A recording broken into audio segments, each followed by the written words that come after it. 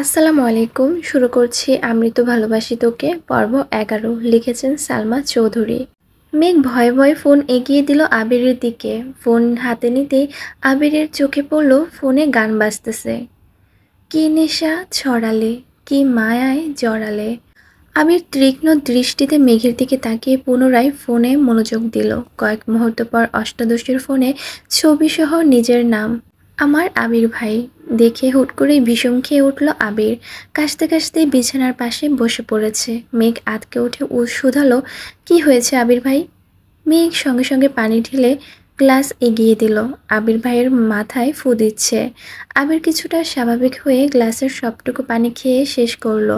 মেঘের ফোন বিছানায় রেখে দীর্ঘশ্বাস ছাড়ল। গ্লাস মেঘকে দেওয়ার সঙ্গে সঙ্গে এক পলক তাকালো অষ্টাদশীর মুখের দিকে। এমন কাণ্ডে হাসবে নাকি রাগ করবে সেটাও বুঝতে পারছে না আবির। কিছুক্ষণ বসে উঠে যাওয়ার সময় গম্ভীর কণ্ঠে বলল, আমার নাম্বার তো তোর ফোনে আছে, তাহলে মামনিকে দিয়ে মিমকে দিয়ে কেন কল করাস? তুই কল দিতে পারিস না? মেঘ জিহ্বায় কামড় দিয়ে মাথা নিচু করে দাঁড়িয়ে আছে। দু পা এগিয়ে আবির পুনরায় থমকে দাঁড়ালো। ঘাড় ঘুরিয়ে চেয়ে রাশভারী কণ্ঠে বলল, ভণ্ডামি বাদ দিয়ে পড়াশোনায় মনোযোগ দে। কথাটা বলে এক সেকেন্ডও দাঁড়ায়নি, বেরিয়ে পড়েছে রুম থেকে। মেঘ বিড়বিড় করে বলছে, সর্বনাশ, নাম্বার সেভ করা দেখে বিষম খেলেন উনি। মেঘ তাড়াতাড়ি বসে নাম্বারটা বের করলো। একবার ভাবলো নামটা পাল্টাবে, পরক্ষণে মনে হলো যা দেখার তো দেখেই ফেলেছে, এখন আর পাল্টালে কি হবে? মেঘ ছবিটা দেখে হাসছে আর বলছে, আহারে, কবে যে নামের পিছন থেকে ভাইটা সরাতে পারবো। কিছুদিন পর আলী আহমদ খান আর মোজাম্মেল খান অফিসের কাজে ফাঁকে গল্প করছিলেন। গল্প না ঠিক, দু ভাই নিজেদের সুখ দুঃখের কথা শেয়ার করছিলেন। মোজাম্মেল খান আর আলী আহমদ খান ছোট থেকেই বন্ধুর মতো। এখন যেমনটা তানভীর আর আবিরের সম্পর্ক। মোজাম্মেল খানকে চিন্তিত দেখে আলী আহমদ খান প্রশ্ন করলেন, কিরে, কি হয়েছে তোর? শরীর খারাপ নাকি? মোজাম্মেল খান চিন্তিত সুরে বললেন, মেঘকে নিয়ে খুব চিন্তায় আছি ভাইজান। আলী আহমদ খান গম্ভীর কণ্ঠে শুধালেন, মেঘ মাকে নিয়ে আবার তোর কিসের চিন্তা? কত লক্ষ্মী একটা মেয়ে। মোজাম্মেল খান তপ্ত সুরে বললেন, সামনে ভার্সিটি পরীক্ষা, মেডিকেল পরীক্ষা, তানভীরটা তো ঠিকমতো পড়লই না, এখন সব আশা ভরসা তো মেঘকে নিয়েই। আলী আহমদ খান ভাইকে সাহস দিয়ে বললেন, আরে চিন্তা করিস না, ইনশাল্লাহ চান্স হয়ে যাবে। না হলে কত কত প্রাইভেট বিশ্ববিদ্যালয় আছে, ওইগুলোতে পড়াবো, সমস্যা কী? মোজাম্মেল খান মন খারাপ করে বললেন, আমি তো চাই মেয়েটা মেডিকেলে পড়ুক। আলী আহমদ খান হাসি মুখে উত্তর দিলেন, ভাগ্যে যা আছে তাই হবে, দিন শেষে ওরা মানুষ হলেই হলো, আমার আর কোনো চিন্তা নেই। মোজাম্মেল খান এবার একটু ঠাট্টার সুরে বলে উঠলেন, হ্যাঁ, তোমার আর চিন্তা কি? তোমার ছেলে তো পড়াশোনা শেষ করে তোমার কথা মতো ব্যবসায় জড়িয়ে গেছে, তোমার তো খুশি লাগবেই। আলী আহমদ খান ভাইয়ের কথায় সশব্দে হেসে উঠলেন। হাসতে হাসতে বললেন, আমার ছেলে আমার কথা মেনে অফিসে আসছে, এটা দেখছিস? সাথে নিজের মর্জি মাফির কোম্পানি শুরু করেছে, বাইক কিনলো, রাত বিরাতে বাড়ি ফিরে নিজের মতো চলে। এগুলো নিয়ে তো কিছু বললি না। সেসব কথা বাদ দে, আমার ছেলে আর তোর ছেলে বলতে কিছু নেই। আমরা যেমন মিলেমিশে আছি, আমি চাই আমাদের সন্তানরাও সারা জীবন মিলেমিশে থাকুক। মোজাম্মেল খান হাসি মুখে উত্তর দিলেন, দোয়া করি তাই যেন হয়। এরকমে আবির দরজায় দাঁড়িয়ে বলল, আসবো? আলী আহমদ খান তাকিয়ে বলল, হ্যাঁ আসো, তোমাকে কতদিন বলেছি আমার রুমে আসতে অনুমতি নিতে হবে না। আবির ভারী কণ্ঠে উত্তর দিল, আপনারা কথা বলছিলেন, হুট করে ঢুকে পড়াটা ভালো দেখাবে না, তাই ভেতরে ঢুকিনি।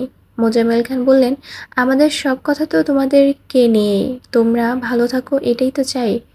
চাচুর দিকে চেয়ে আবির মুচকে হাসলো, তারপর আব্বুর দিকে একটা ফাইল এগিয়ে দিয়ে বলল, সময় করে ফাইলটা একটু দেখে নিয়েন প্লিজ। আবির যাওয়ার জন্য পা বাড়ালে আলী আহমদ খান ডেকে উঠলেন, শোন।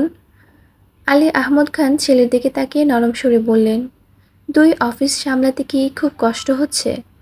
আবির মৃদু হেসে উত্তর দিল, না, সমস্যা নেই। কষ্ট না করলে আপনাদের মতো সাকসেসফুল কিভাবে হব? আলী আহমদ খান নিঃশব্দে হেসে বললেন, সব বাদ দিয়ে কাজ করলে তো হবে না, নিজের যত্ন নিতে হবে তো। অফিস তো শেষই, বাসায় যাবে না? আবির ঠান্ডা কণ্ঠে বলল, 5-10 মিনিট পর বেরিয়ে যাব।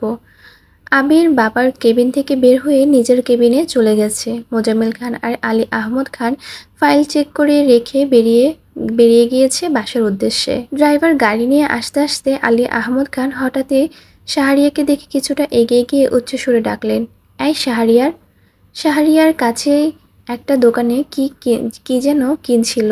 আলী আহমদ খানকে দেখে এগিয়ে এসে সালাম দিয়েছে।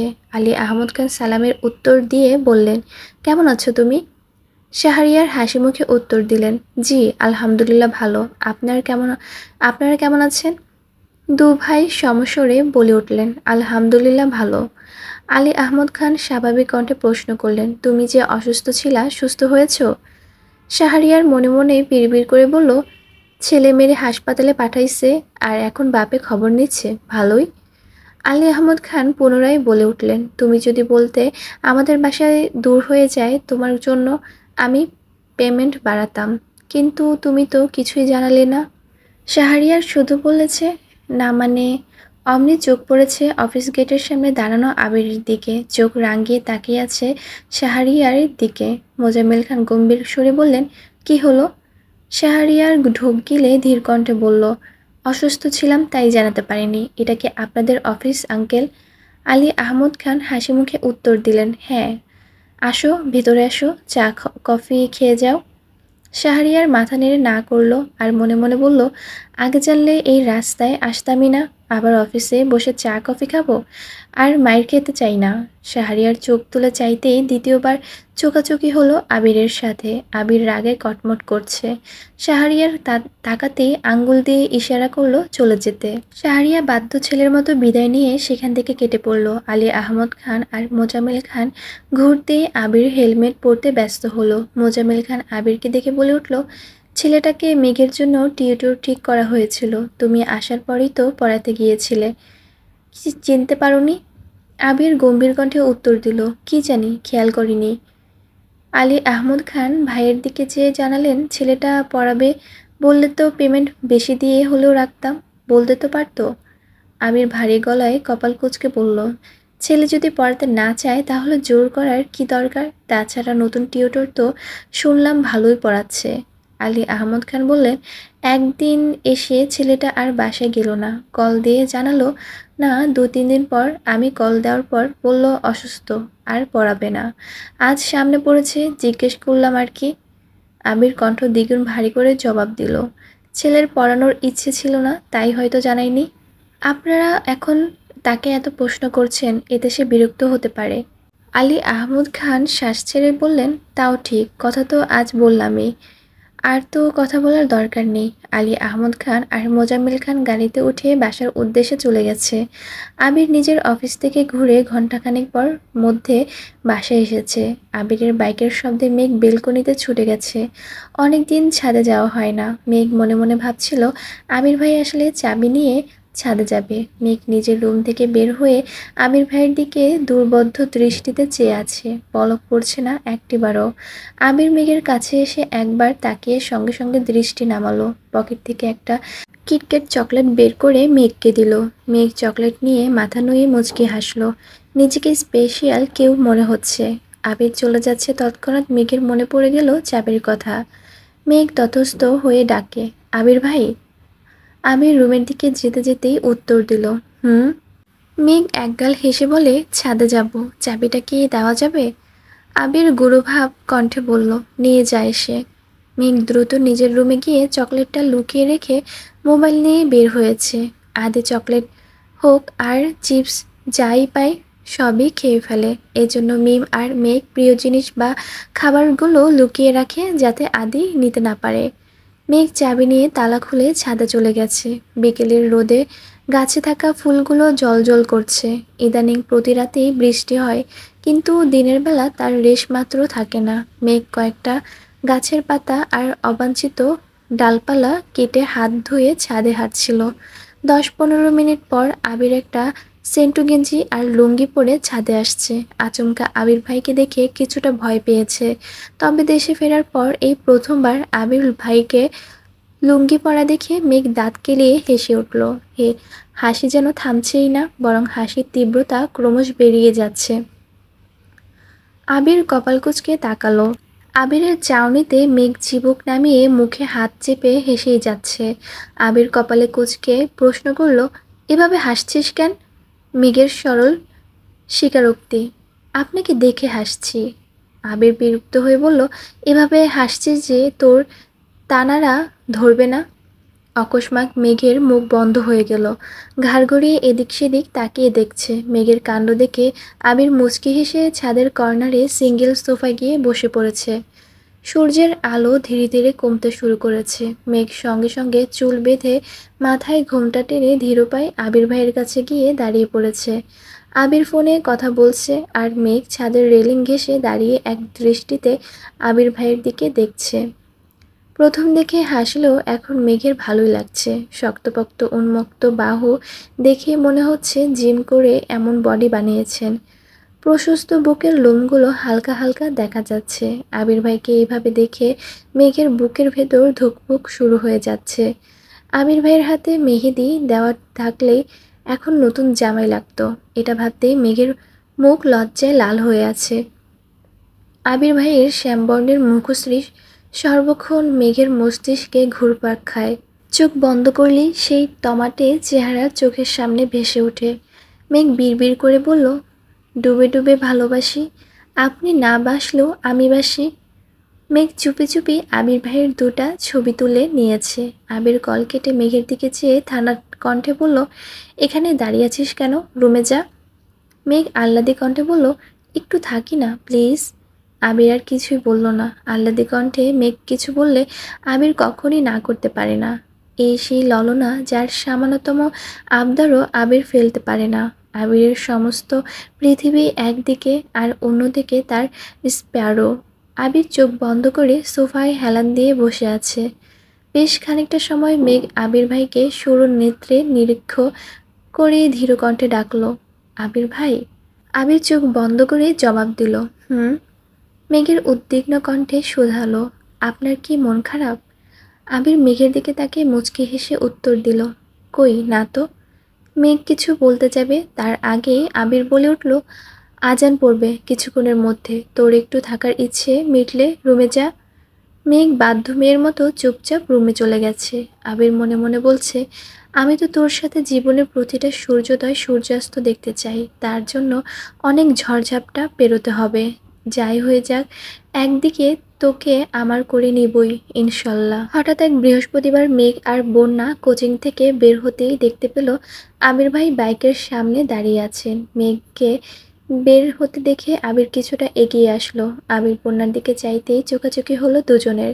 বন্যা হাসি মুখে বলল, আসসালামু আলাইকুম ভাইয়া, কেমন আছেন? আবির স্বভাবসুলভ গম্ভীর কণ্ঠে উত্তর দিল, ওয়ালাইকুম আসসালাম, আলহামদুলিল্লাহ ভালো, তুমি কেমন আছো? বন্যা উত্তর দিল, আলহামদুলিল্লাহ ভালো। আবির স্বাভাবিক কণ্ঠে প্রশ্ন করল, তুমিই তো বন্যা, তাই না? বন্যা বলল, জি ভাইয়া। বন্যা পুনরায় বলে উঠল, আমি আসছি ভাইয়া, ভালো থাকবেন। আসছি মেঘ। কথাগুলো বলে বন্যা কোনোরকম পালালো এখান থেকে। আবির মেঘের দিকে তীক্ষ্ণ দৃষ্টিতে চেয়ে শুধালো, তোর বান্ধবীও দেখা যায় তোরই মতো। এক আহাম্মকের মতো চেয়ে প্রশ্ন করলো, কেমন? আবির ঠাট্টার সুরে বলল, তারসিরা। মেঘ ভ্রু কুঁচকে বলল, মোটেই না। মেঘ ভেংচি কেটে গাল ফুলিয়ে দাঁড়িয়ে আছে। আবির সশব্দে হেসে বলল, চড়ুই পাখিকে গাল ফুলালে প্যাঁচার মতো লাগে।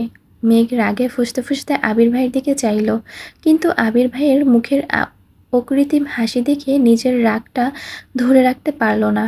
মেঘ নিজের ঠোঁট কামড়ে ধরে কয়েক সেকেন্ড অবাক চোখে তাকিয়ে থাকে। সহসা মেঘের ওষ্ঠ ছড়িয়ে আসে। মেঘ মনে মনে বলল, আপনার এই হাসিতে আমি বেসামাল হয়ে যাব। আবির বাইকের কাছে গিয়ে হেলমেট পরে নিল। মেঘ কাছে যেতে মেঘের জন্য কিছুদিন আগে কেনা একটা হেলমেট নিয়ে মেঘকে পরতে গেল। মেঘ বলল, আমি পরতে পারবো। আবির গম্ভীর কণ্ঠে শুধালো, আমি পরিয়ে দিলে সমস্যা? মেঘের বুকের ভেতর তোলপাড় চলছে, এটা সে আবির ভাইকে কিভাবে বুঝাবে? আবির ভাই কাছে আসলে ওনার শরীর থেকে আসা তীব্র ঘ্রাণ মেঘের মস্তিষ্কের নিউরন পর্যন্ত নাড়িয়ে দেয়। মেঘের বক্ষস্পন্দন জোরালো হয়, নিজেকে সামলানোর সব শক্তি ক্রমে ক্রমে বিলীন হয়ে যায়। আবির নিজে হেলমেট পরিয়ে দিয়ে বাইকে বসলো। মেঘের দিকে চাইতেই মেঘ ঘুরে গিয়ে বাইকে বসলো। আবির বাইক টান দিতেই হুমড়ি খেয়ে পড়ল আবিরের পিঠে। নিজেকে সামলে সঙ্গে সঙ্গে 2 হাতে আবির ভাইয়ের কাঁধ চেপে ধরল। আবির উচ্চস্বরে বলল, আর একদিনও তোকে ধরতে বলবো না, পড়ে গেলে ফেলেই চলে যাব। মেঘ চুপচাপ আশেপাশে দেখছে। কত কত কাপল ফুটপাতে গিয়ে একসাথে হাঁটছে, কেউ কেউ রাস্তার পাশে দাঁড়িয়ে ফুচকা খাচ্ছে, কেউ বা শাড়ি পাঞ্জাবি পরে হাঁটছে, আর কত মানুষ বাইকে রিকশাতে ঘুরছে। তাদের দেখে মেঘের মনে প্রেমানুভূতি জাগ্রত হয়। খুব ইচ্ছে করছিল আবির ভাইকে পিছন থেকে জড়িয়ে ধরার, কিন্তু সহসা সেই সাহস হয়নি। সব দ্বিধা দ্বন্দ্ব সরিয়ে অকস্মাৎ আবিরের পিঠে মাথা রাখল মেঘ। আবির সঙ্গে সঙ্গে বাইকের গতি কমিয়ে মৃদু হেসে ঘাড় ঘুরিয়ে দেখার চেষ্টা করলো। মেঘটা বুঝতে পেরে সহসা মুখ তুলে স্বাভাবিক হয়ে বসলো। আবিরের মুখের হাসিটা কয়েক সেকেন্ডের বিলীন হয়ে গেল। কিছুক্ষণের মধ্যে একটা বাইকের শোরুমের সামনে এসে থামলো। মেঘ উদ্বিগ্ন কণ্ঠে শুধালো, আমরা এখানে কেন আসছি? আবির নীরের কণ্ঠে বলল, তোর ভাইয়ের জন্য বাইক কিনতে আসছি। মেঘ উত্তেজিত কণ্ঠে শুধালো, সত্যি? আবির মেঘকে নিয়ে ভেতরে ঢুকে বলল, পছন্দ কর। মেঘের উত্তেজনা নিমেষেই মিলিয়ে গেল। আস্তে করে বলল, আমি তো বাইক চিনি না, আর আমার পছন্দ ভাইয়ার কি ভালো লাগবে? আবির শক্ত কণ্ঠে বলল, তানবীরের নির্দিষ্ট কোনো পছন্দ নেই। তাছাড়া তুই ওকে গিফট করবি, এতে পছন্দ না হওয়ার কি আছে? তুই কালোর মধ্যে কয়েকটা পছন্দ কর, আমি তো আছি। মেঘ আশ্চর্য নয়নে তাকিয়ে বলল, আমি গিফট করব মানে? আবির কপাল কুঁচকে বলল, এত মানে বুঝতে হবে না। আবির ঘুরে ঘুরে বাইকের ডিটেলস বলছে আর মেঘ পছন্দ করছে। সবশেষে দুটো বাইক নিয়ে কনফিউজ। মেঘ আবির ভাইয়ের দিকে চেয়ে ভনিতা ছাড়াই বলে উঠল, দয়া করে দুটো নেয়ার চিন্তা করবেন না প্লিজ। আবির মেঘের মুখোমুখি হয়ে ছোট করে বলল, আমারটা রেখে এই দুটা নিয়ে নেই। মেঘ চিৎকার দিয়ে উঠল, না, আপনারটা আমার অনেক পছন্দ। আবির মৃদু হেসে সাইডে গিয়ে বসলো। মেঘকে বলল তানবীরকে কল দেওয়ার জন্য। আবিরের কথা মতো মেঘ কল দিয়ে সেই কথাগুলোই বলছে যা আবির শিখিয়ে দিয়েছে। কিছুক্ষণের মধ্যে তানবীর চলে আসছে। মেঘ তানবীরের হাতে দুটো চিরকুট দিয়ে বলল, যে কোনো একটা তোল। তানবীর বোনের কথা মতো তাই করলো। সহসা মেঘ উত্তেজিত কণ্ঠে বলল, সারপ্রাইজ, এটা তোমার গিফট আবির ভাইয়ের তরফ থেকে। আবির পাশ ফিরে মেঘের দিকে চেয়ে বলল, আমাদের দুজনের পক্ষ থেকে, টাকা আমার আর পছন্দ ওর। তানবীর আবিরকে জড়িয়ে ধরে বলল, থ্যাংক ইউ সো মাচ ভাইয়া। মেঘকে ধন্যবাদ দিল। বাইকের সব কাজ শেষ করে শোরুম থেকে বের হয়ে মেঘ বলল, ভাইয়া ট্রিট দিবা না? তানবীর হাসি মুখে বলল, অবশ্যই দিব, 1 মিনিট ওয়েট করবো নো। আবিরকে সাইডে নিয়ে তানবীর কানে কানে বলল, ভাইয়া হেল্প করো প্লিজ। আবির কপাল কুঁচকে বলল, কি হেল্প? তানবীর বিড়বিড় করে বলল, তোমার মতো আমিও ওনাকে প্রথমে বাইকে বসাতে চাই। আবির তীক্ষ্ণ দৃষ্টিতে চেয়ে তপ্ত স্বরে শুধালো, আমি কার প্রথমে বাইক উঠাইছি? তানবীর ঠাট্টার সুরে বলল, আমার সামনে ঢং করো না ভাইয়া। আমার বাইকে উঠাতে হবে বলে একা একা বাইক কিনে নিয়ে গেছো। মিম আদিকে বাইকে ঘোরাবা দূরের কথা, আমার বাইক ছুতেই দাওনি। বনুরে নিয়ে সর্বপ্রথম বাইকে ঘুরেছ। বনুরে নিয়ে ঘোরার কয়েকদিন পর আমাকে তোমার বাইকে প্রথম উঠিয়েছ। কি ভাবছো আমি জানি না? তুমি যদি প্রথম বনুরে নিয়ে ঘুরছো, সেদিনই আমার বন্ধু আমায় বলছে। আবির নিঃশব্দে হেসে বলছে, আস্তে বল, ও শুনে ফেলবে তো। তানবীর আকুল সুরে বলল, তাহলে আমার ব্যবস্থা করে দাও প্লিজ। আবির গম্ভীর কণ্ঠে উত্তর দিল, তোর ওনাকে তো আনতেই চাইছিলাম, কিন্তু ওনাকে বলার আগেই ছুটে পালাইছে। তানবীর স্বস্তির ভঙ্গিতে বলল, প্লিজ ভাইয়া। আবির ভ্রুকুচকে তাকিয়ে বিড়বিড় করে বলল, তুইও তো তোর বোনের মতোই হইছিস। ঠিক আছে, দেখছি। আবির মেঘের কাছে এসে শান্ত সুরে বলল, তানভীরের আজকে কাজ আছে, কালকে পরীক্ষা দিয়ে তার ছেঁড়া বান্ধবীটাকে নিয়ে রিকশা করে এখানে চলে আসিস। এখন চল। মেঘ জিজ্ঞাসু চোখে চেয়ে শুধালো, কোথায়? আবির তাকাতেই মেঘ মাথা নিচু করে ফেলল। বুঝতে পারল কথায় কথায় প্রশ্ন করাতে আবির ভাই রেগে গেছেন। মেঘ লক্ষ্মী মেয়ের মতো বাইকের পিছনে বসে আছে। ঘণ্টাখানেক মেঘকে নিয়ে বাইকে ঘুরেছে। ফুচকা, আইসক্রিম থেকে শুরু করে যে স্ট্রিট ফুড পেয়েছে, মেঘের পছন্দ মতো সবই কিনে খাইয়েছে আবির। বিকেলের পর থেকে আবহাওয়া খারাপ হতে শুরু করেছে। পর্যায়ক্রমে মেঘের গর্জন শুরু হয়ে গেছে। মেঘ তখন আচার খেতে ব্যস্ত। আবির মেঘের দিকে চেয়ে উদ্বিগ্ন কণ্ঠে শুধালো, বৃষ্টি শুরু হয়ে যাবে তো, বাসা যাবি না? মেঘ আচার খেতে খেতে আবির ভাইয়ের অভিমুখে চেয়ে আহ্লাদে কণ্ঠে বলল, বৃষ্টিতে ভিজতে খুব ইচ্ছে করছে। আবির কপাল কুঁচকে চেয়ে আছে অপলক সেই দৃষ্টি। মেঘ মনে মনে বলছে, এই গোধূলি আলোতে আপনার হাতে হাত রেখে বৃষ্টিতে ভিজতে চাই, বৃষ্টির প্রতিটা ফোঁটাকে চিৎকার করে বলতে চাই, এই মানুষটাকে আমি বড্ড বেশি ভালোবাসি।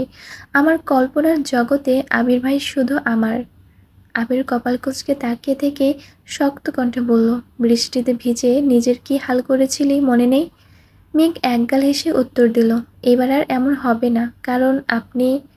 আবির গম্ভীর কণ্ঠে প্রশ্ন করল, আমি কি? মেঘ মাথা নিচু করে মুচকি হেসে বলল, কিছু না। ঝিরিঝিরি বৃষ্টির পড়া শুরু হয়ে গেছে। আবির আশপাশ দেখছে। মেঘ হাত থেকে ঘড়ি খুলে ব্যাগে রেখে আবির ভাইকে ব্যাগটা দিয়ে বলল, আবির ভাই, ব্যাগটাকে রেইনকোট দিয়ে ঢেকে রাখবেন প্লিজ। মেঘের কথায় আবির নির্বোধের ন্যায় মেঘের দিকে চাইয়ে ঠোঁটের কোণে হাসি রেখে বলল, রেইনকোট পরার দরকার তোর, আর তুই ব্যাগকে রেইনকোট পরাতে বলছিস? মেঘ হাসি মুখে বলল, বই খাতা ভিজলে তো পড়তে পারবো না, আমি ভিজলে তো সমস্যা। এতটুকু বলতে আবিরের চোখে চোখ পড়ল মেঘের। আবির তীক্ষ্ণ দৃষ্টিতে চেয়ে আছে। মেঘ আস্তে করে বলল, নেই। আবির কণ্ঠ দ্বিগুণ ভারী করে জানালো, ভিজতেছিস ভিজ, জ্বর যদি হয় তাহলে তোর খবর আছে, বলে দিলাম। সমস্যা আছে কি না নেই সেটা তখন বুঝাবো। মেঘ বিড়বিড় করে বলল, আগে আপনার সাথে বৃষ্টি উপভোগ করে নেই, তারপর প্রয়োজনে জ্বর সর্দি উপভোগ করে নিব। বৃষ্টি বাড়তে শুরু করেছে। মানুষ ছোটাছুটি করছে। আবির আর মেঘ দাঁড়িয়ে মানুষের ছোটাছুটি দেখছে। একসময় ভারী বর্ষণ শুরু হয়েছে। দুজনের সর্বাঙ্গ ভিজে একাকার অবস্থা, কিন্তু কেউ যেন এক চুল নড়ছে না। মেঘ আকাশের পানে মুখ করে চোখ বন্ধ করে বৃষ্টি উপভোগ করছে, আর আবির সেই মায়াবী মুখের অভিমুখে নিষাক্ত চোখে চেয়ে আছে। ঠোঁটের কোণে এক চিলতে হাসির ঝলক। মেঘ আকাশের পানে চেয়ে মনে মনে কত কিছু চেয়ে ফেলেছে, তার আবিরের অজানা। মেঘের খুব ইচ্ছে করছে আবির ভাইয়ের হাতে হাত রেখে বৃষ্টির হাঁটার, কিন্তু আবির ভাইয়ের হাত ধরার সাহস তো ছোট্ট অষ্টাদশের এখনো হয়নি। তারপর ভাবলো, পাশাপাশি হাঁটতে পারলেই মনে শান্তি লাগবে। মেঘ কিছু সময় পার করে স্বাভাবিক হয়েছে। ততক্ষণে আবির দৃষ্টি সরিয়ে কিছুটা নড়েচড়ে উঠল। মেঘ আবিরের দিকে চেয়ে আহ্লাদী কণ্ঠে বলল, চলুন না হাঁটি। মেঘের কথা শুনে আবির সহসা 2 কদম এগিয়েছে। মেঘ তখনও আগের জায়গাটাতেই দাঁড়িয়ে আছে। আবির নিজের বাম হাত বাড়িয়ে বলল, হাতটা ধর, না হয় কখন আবার বৃষ্টিতে পা পিছলে পড়ে যাবি। কথাটা বলতে দেরি হয়েছে, কিন্তু আবিরের হাত খপ করে ধরতে 1 সেকেন্ড দেরি করেনি মেঘ। এমনভাবে হাত আঁকড়ে ধরে দেখে আবির সামনের দিকে চেয়ে মুচকে হাসলো।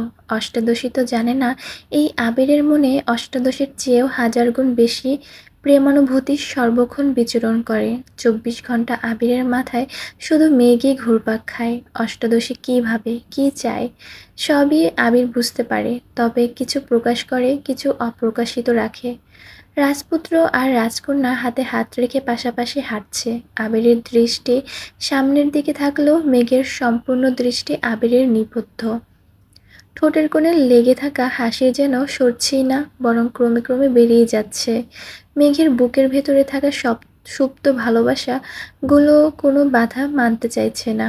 এই বৃষ্টি শক্তি গোধূলিতে প্রকৃতিকে সাক্ষী রেখে বলতে ইচ্ছে করছে, এই মানুষটাকে আমার চাই, সম্পূর্ণ আমার করে পেতে চাই। মেঘ হাবিজাবি ভাবতে ভাবতে অকস্মাৎ রাস্তার পাশে থাকা গাছের শিকড়ের সাথে হোঁচট খেয়ে উপর হয়ে পড়তে গেলে আবিরের বাম হাতে থাকা মেঘের হাতটা আবির শক্ত করে ধরে সহসা ডান হাতে মেঘের পেট বরাবর আঁকড়ে ধরল। কয়েক সেকেন্ডের জন্য মেঘের মনে হয়েছিল পৃথিবীটা বুঝি থমকে গেছে। আচমকা হোঁচট খাওয়ার মেঘের স্বাভাবিক হতে কিছুটা সময় লেগেছে। নিজের উদরে আবির ভাইয়ের শক্তপোক্ত হাতের ছোঁয়া বুঝতে পেরে মেঘ বিস্ময় চোখে উদয়ে রাখা হাতের দিকে চাইল। বৃষ্টিতে ভিজে পরনের সুতির জামাটা আগে থেকেই গায়ের সাথে মিশেছিল। আবির ভাই জামার উপর দিয়ে ছোঁয়ার পরও মেঘের মনে হচ্ছে উন্মুক্ত উদরে হাত রেখেছে আবির ভাই। মেঘের সর্বাঙ্গ শিহরিত হলো। বুকের ভেতরে থাকা হৃৎপিণ্ডটা বাহিরে বেরিয়ে আসতে চাইছে। মেঘের নিঃশ্বাস গলায় আটকে যাচ্ছে। হোঁচটের ফলে পায়ে বৃদ্ধাঙ্গুল কোণা উঠে রক্ত বের হচ্ছে। স্নায়ুযন্ত্রে ক্রমাগত সিগন্যাল দেওয়ার ফলে মেঘ বুঝতে পেরে উফ করে উঠল। নিজেকে কন্ট্রোল করে মেঘ দাঁড়িয়ে পায়ের দিকে যাওয়ার আগেই ব্যথা বুঝতে পেরে ঠোঁট ফুলিয়ে কান্না শুরু করে দিয়েছে। আবির সঙ্গে সঙ্গে বসে পড়ল আঙুলটা দেখতে। রক্তে যা বের হচ্ছে সবই বৃষ্টিতে পানিতে ধুয়ে চলে যাচ্ছে। পকেট থেকে একটা ওয়ান টাইম ব্যান্ডেজ বের করে আপাতত আঙ্গুলে পেঁচিয়ে দিল। আবিরের ছোঁয়াতে পায়ের ব্যথা সারল কিনা কে জানে। মেঘের মনের ব্যথা যেন এক সেকেন্ডেই সরে গেছে। মেঘ বাকরুদ্ধ হয়ে চেয়ে আছে, তার চোখ দিয়ে শুধু পানি পড়ছে। আবির দাঁড়িয়ে দু হাতে উল্টো পিঠ দিয়ে মেঘ গাল বেয়ে পড়া চোখের পানি তার সাথে বৃষ্টি পানি মুছে দেওয়ার চেষ্টা করলো। তারপর আবির তপ্ত সুরে বলল, এত সামান্য ব্যথায় এভাবে কাঁদলে হবে? তৎক্ষণাৎ মেঘের ফুপানো বন্ধ হয়ে গেছে। মেঘ কিছু বলার আগেই আবির আচমকা মেঘকে কোলে তুলে নিল। মেঘের চোখ কোটর ছেড়ে বেরিয়ে আসতে চাইছে। নিজেকে সামলাতে সহসা এক হাতে আবিরের শার্টের বোতামসহ কিছুটা অংশ চেপে চেপে বন্ধ করে ফেলছে। রাস্তার দুপাশে বড় বড় গাছ। বৃষ্টিতে ভেজা পিচ ঢালা রাস্তায় মেঘকে কোলে নিয়ে আবির হাঁটছে। কিছুটা সময় পর মেঘ চোখ খুলে বৃহৎ চোখে আবিরের শ্যামবর্ণের চেহারায় চেয়ে আছে। আবিরের চুলে, নাকে, মুখ, গালে পড়া বৃষ্টির ফোঁটার কিছুটা মেঘের মুখের ছিটকে পড়ছে। মেঘ ধীর কণ্ঠে বলল, নামিয়ে দেন, আমি যেতে পারবো। আবির ভাইয়ের এভাবে কোলে তুলে নেওয়াতে মেঘের সর্বাঙ্গে কারেন্টের শক খেয়েছে। এই মানুষটা কাছাকাছি আসলেই যেখানে মেঘের হৃৎপিণ্ডর ধুকপুকানি বেড়ে যায়, সেখানে এভাবে কোলে তোলাতে তার সব কিছু যেন এলোমেলো হয়ে যাচ্ছে। তাই মন না চাইতেও আবিরকে বলল নামিয়ে দিতে। আবির নীরের কণ্ঠে বলল, চুপ করে থাক। মেঘ নিশ্চুপ হয়ে আবির ভাইকে দেখছে। ধমক খেয়ে মন খারাপ হওয়ার বদলে তার ঠোঁটে মিষ্টি হাসি লেগে আছে। কিছু দূর যাওয়ার পর একটা চায়ের দোকানের কাছে গিয়ে পিচ্চি ছেলেকে ডেকে বলল চেয়ার দিতে। খোলা আকাশের নিচে ছেলেটা চেয়ার দিল। আবির মেঘকে বসাতেই মেঘ বলল, আপনি তখন না ধরলে পরে নিশ্চিত আমার মাথা ফাটত। আবির শক্ত কণ্ঠে জবাব দিল, এত সহজে তোর কিছু হতে দিব না। পরিস্থিতি যতই বেসামাল হোক, আমি ঠিকই তোকে সামলে রাখবো। এই কথা শুনে মেঘ বিস্ময় চোখে আবির ভাইয়ের পানে চেয়েছে। কথার গভীরতা ঠিক কতটা সেটা বুঝতে না পারলেও কথাটা তার খুব মনে ধরেছে। বৃষ্টি কিছুটা কমে এসেছে। আবির শান্ত কণ্ঠে বলল, চা খাবি? মেঘ ঘাড় কাত করে সম্মতি দিল। বেশ বেশি করে আদা কুচি দিয়ে 2 কাপ লিকার চা নিয়ে এসেছে। 1 কাপ মেঘকে দিয়ে আবির কিছুটা দূরে দাঁড়িয়ে চা খাচ্ছে। মেঘ চা খাওয়ার মনোযোগ দিল। বৃষ্টিতে বসে এভাবে চা খাওয়ার এটাই জীবনের প্রথমবার। বৃষ্টির ছোট ছোট ফোঁটা চায়ে পড়ছে আর মেঘ আপন মনে চা খাচ্ছে। হঠাৎ মেঘের অভিমুখে আবির কেমন করে চাইল। আবির মিহি কণ্ঠে ডাকলো, মেঘ। আচমকা আবির ভাইয়ের সুমধুর কণ্ঠে নিজের নাম শুনে মেঘ বরফের ন্যায় জমে গেল। আবিরের তপ্ত দৃষ্টি মেঘের হৃৎপিণ্ড ক্রমাগত ছুরি চালাচ্ছে। এই বুঝি ছোট্ট অষ্টাদশীর প্রাণটা দেহ ছেড়ে বেরিয়ে যাবে। মেঘ কাঁপা কাঁপা কণ্ঠে জবাব দিল, জি। আবির তখনও শীতল চাউনিতে মেঘের মুখের দিকে তাকিয়ে আছে। কয়েক সেকেন্ড পর প্রগাঢ় কণ্ঠে শুধালো, যদি কখনো এমন হয় তোর জীবনের সবচেয়ে প্রিয় দুটো জিনিস থেকে যে কোনো একটাকে বেছে নিতে বলা হয়, তখন তুই কি করবি? আবির ভাইয়ের বলা এত কঠিন কথার মানে মেঘ বুঝতে পারছে না। কপাল গুজিয়ে আবির ভাইয়ের দিকে চেয়ে কথাটা বোঝার চেষ্টা করছে। আবির কণ্ঠ খাদে নামিয়ে পুনরায় প্রশ্ন করল, পারবি তো একটাকে বেছে নিতে? মেঘ নির্লিপ্ত চোখে তাকিয়ে আছে। মেঘের মাথায় হাজারটা চিন্তা ঘুরপাক খাচ্ছে। আবির ভাই তাকে এমন করে কেন জিজ্ঞেস করেছে? উনি কোথাও গেলে তো আমার পছন্দের সব জিনিস না চাইতেও নিয়ে নেন, বেছে নিতে দেন না। তাহলে কি এমন জিনিস যা একটার বেছে নিতে হবে? মেঘের নিরুত্তর পরিস্থিতি দেখে আবির মনে মনে বলল, যেদিন তুই দুটো প্রিয় জিনিস থেকে একটা বেছে নিতে পারবি, মন শক্ত করে বলতে পারবে এটাই আমার লাগবে, সেদিন তোকে এই প্রশ্নটা দ্বিতীয়বার করব। আবির গলা খাকারি দিয়ে বলল, বাদ দে এসব, আরেক কাপ চা দিতে বলছি, তুই চা খা, আমি বাইকটা নিয়ে আসি। আবির আশপাশ দেখে চায়ের টাকা দিয়ে আরেকটা কাপ চা দিতে বলে বাইক আনতে চলে গেছে। ডাক্তার দেখিয়ে ওষুধ নিয়ে মেঘকে বাসার সামনে নামিয়ে দিল। বরাবরের মতো মেঘ আজও প্রশ্ন করল, বাসায় আসবেন না? আবির মৃদু হেসে উত্তর দিল, আসবো একটু পর, তুই সাবধানে রুমে যাস, আঙ্গুলের চাপ যেন না পড়ে। মেঘ ধীর পায়ে হেঁটে বাড়িতে ঢুকে গেল। আবির চলে গেল অজানা গন্তব্যে। আজ মেঘ ইচ্ছে করে একটু সাজুগুজু করেছে, চোখে গাঢ় করে কাজল দিল, হালকা গোলাপি রঙের রঞ্জন লাগিয়েছে ঠোঁটে। আবির ভাইয়ের পছন্দের রং অনুসরণ করে একটা সাদা রঙের ড্রেস পরেছে, সাথে সুন্দর হিজাবও পরে নিয়েছে।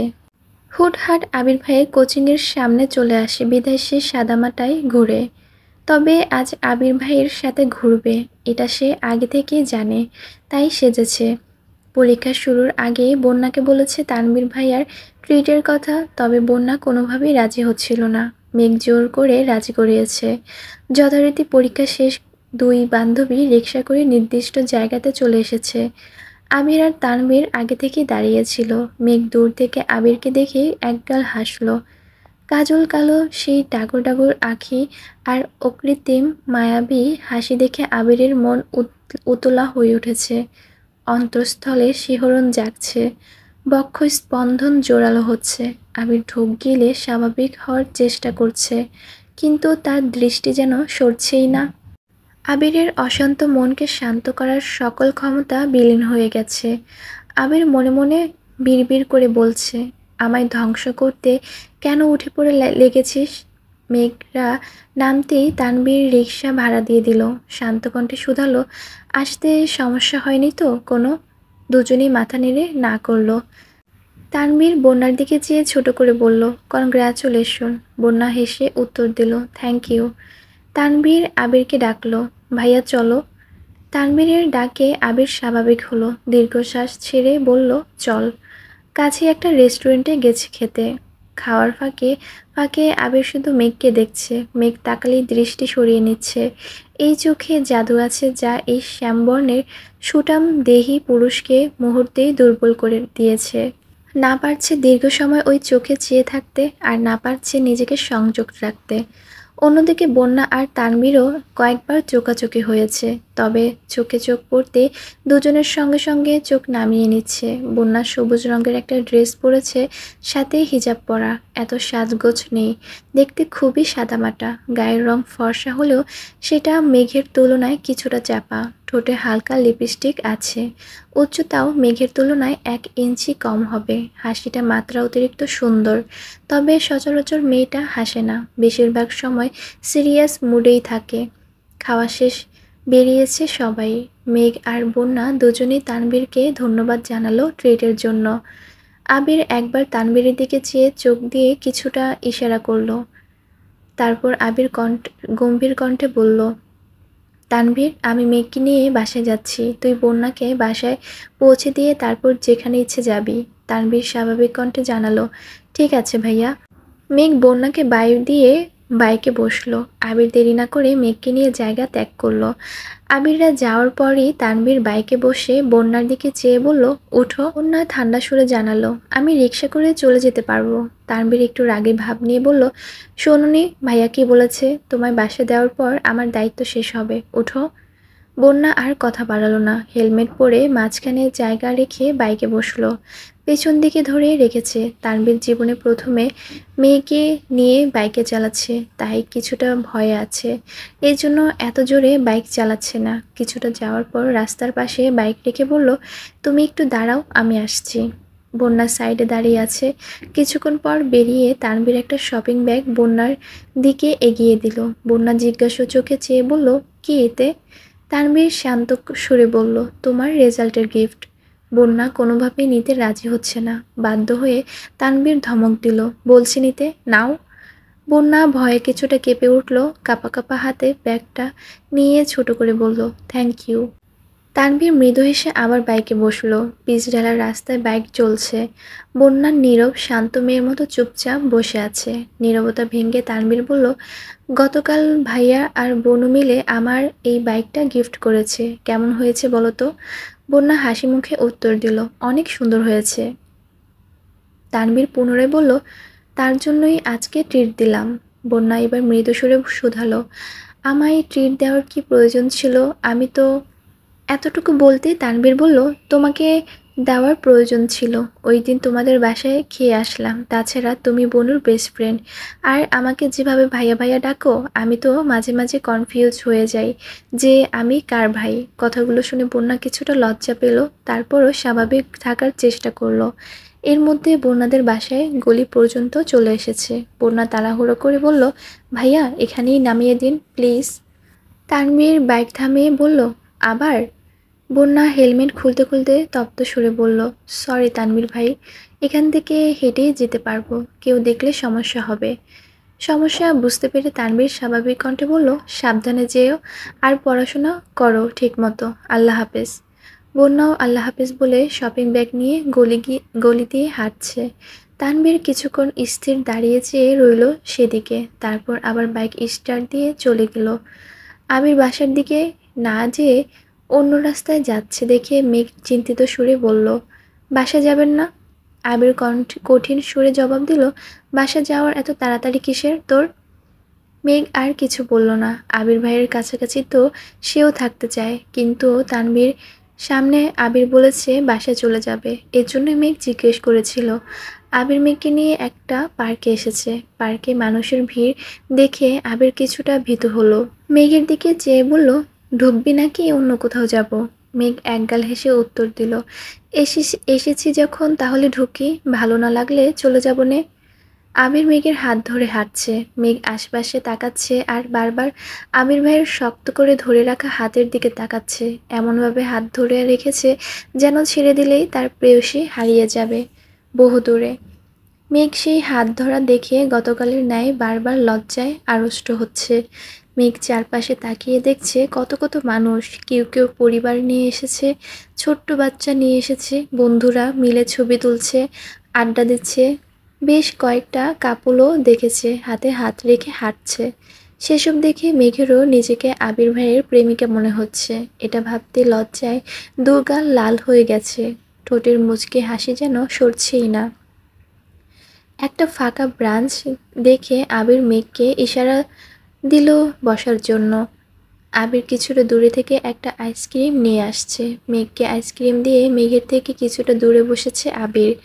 মেঘ আপন মনে আইসক্রিম খাচ্ছে, একবার আবির ভাইকে দেখছে, আবার আশপাশ দেখছে। আবির আচমকা ডেকে উঠল, তাকায় দিকে।